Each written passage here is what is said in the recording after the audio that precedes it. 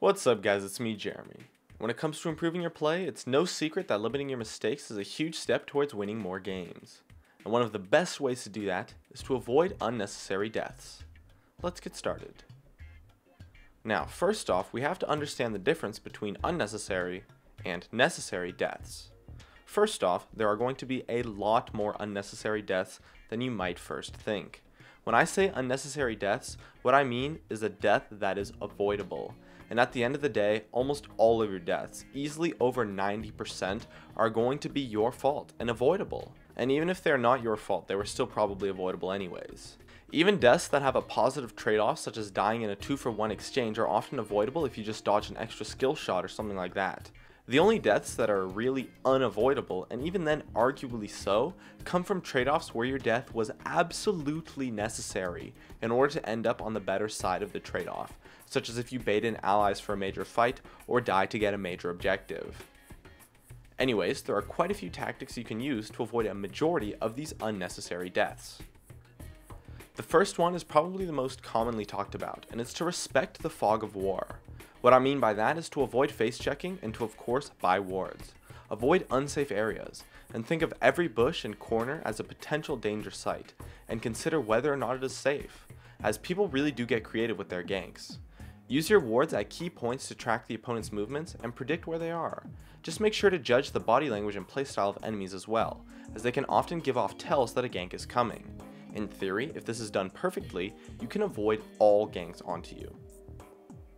In addition, during the laning phase, and this is something quite a few people don't do and don't really think about, is that you need to play differently and change your playstyle based on your escapes that you have off cooldown. Meaning that when your flash, ghost, or heal, or any other escape abilities you might have are down, you do need to change your playstyle to play a lot safer, as you are extremely vulnerable to ganks, as well as to aggression, since any crowd control will stop you flat, and you will have a lot less outplay potential, especially if your opponent in turn has those abilities up.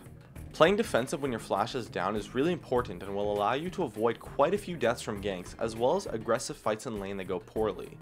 Now, that's not to say that aggression in lane is impossible without those abilities, just that it's 1,000 times more risky since you have no way to escape, and you should only fight in this way if you are sure you won't get ganked and already have an advantage on your opponents.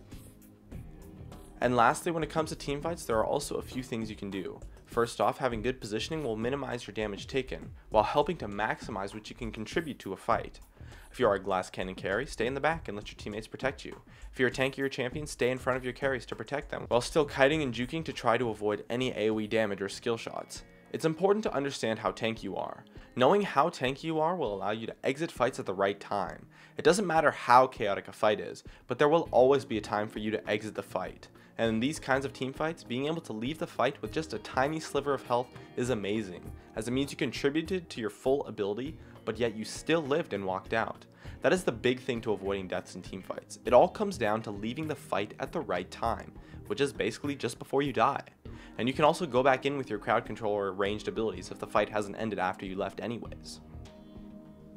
And that just about wraps it up. My name is Jeremy, and that's it for my video on how to avoid unnecessary deaths. If you enjoyed this video, feel free to check out some of my others on the screen right now, or stay connected at facebook.com/gamingcurios. Drop a like and make sure to subscribe for some more awesome content in the future. As always, thank you so much for watching, and I'll see you guys next time.